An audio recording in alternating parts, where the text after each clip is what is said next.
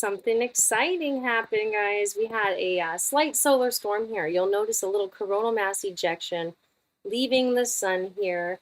This is what we call the west limb, and this could spark up some increased aurora chance. Right here, it's low probability when green, but in the next day or two, we could see bits of that getting a little brighter with some yellows and reds because of this solar storm.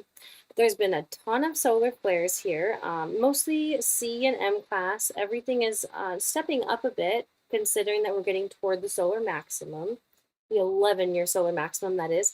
We will likely see some yellow here on the KP index, meaning there could be some geomagnetic storming, pretty minimal. This kind of stuff can interrupt some of our radio broadcasting. Radio blackout is what that term would be here for the R1, R2 with the 25% chance given by the Space Weather Prediction Center. I would be believing this. This would be like right before New Year's Eve, with a little chance that if you're a radio communicator or using ham radio, there could be some disturbances for a little bit and it's not your equipment. It could likely be this storm. So if you'll watch here, we can tell where the storm is coming from, not only from that coronagraph, but that burst came right out here. I'll let it play one more time. Right here, we're looking at 304 angstroms where we're seeing a lot of the filament. And now that it started over, this burst is coming from this region right now. There we go.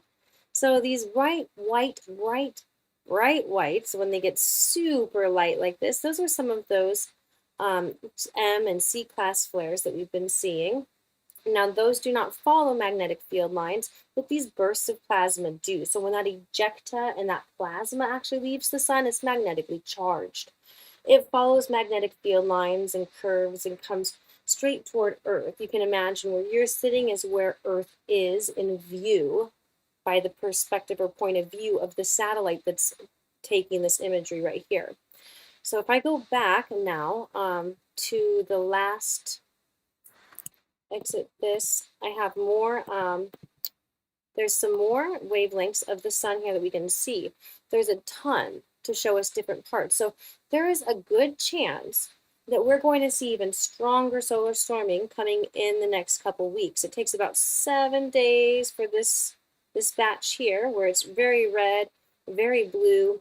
That means the polarities are very different. And so this has a better likelihood of becoming some kind of a solar storm player again. So in about 7 days, this batch will be in this area, more Earth directed according to those magnetic field lines. So if plasma does leave this, which is very likely, it could impact Earth even more. And what that means is that aurora and extra lightning. Australia has the most lightning right now.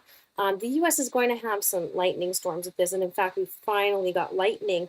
There was none with all of those Los Angeles storms. I kept thinking we might get a burst or two, but it turns out there was really like none at all. So I'm going to switch here to Australia, where there is a lot more thunderstorming going on, and this is playing the last 12 hours. So before that storm, there wasn't very much lightning out there. Considering right now that lightning increased more than tenfold. So this is one more obvious proof that these storms do increase the lightning. I've been showing this and tracking this ever since I started studying space weather as a meteorologist, because it fascinates me that we were not putting very much together between space and Earth's atmosphere. As a meteorologist in school, I wondered, why aren't we focusing more on outer space? And it just so happens that these new tools, they're just finally becoming available. Space weather broadcast, the certificate I'm getting now, is a brand new program. So we are forging this together, the scientists working on it, and even the citizens who are hobbyists or just enjoying sharing this information.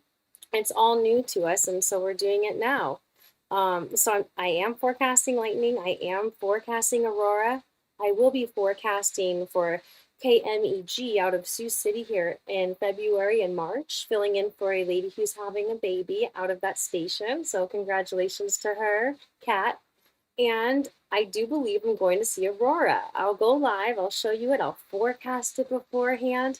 The reason why is that very strong storm. Not storm, but the sunspot. These sunspots can sometimes last up to a year or more. They've been observed to do so. They can keep rotating around the sun, which takes about 27 days, and rotating around and around and just changing. And seeing how many there are now and knowing that we are approaching a solar maximum, we're going to continue increasing the amount of sunspots. And so that just gives us a better chance for more aurora in the few years to come before it starts tapering off again. So I'm looking forward to that chance to be up north again. I saw aurora from North Dakota as a child, and it looked like waterfalls of color coming out of the sky. It was fascinating. So I hope I can bring that to you all live, and I hope you're enjoying your weather. There is quite a bit of thunderstorms that are going to be passing through the United States. We're going to have some more storming here before New Year's, and a little bit of rain even where I am here where this little beep is going off. So enjoy your weather, and I'll keep you updated here with what's to come with that space weather.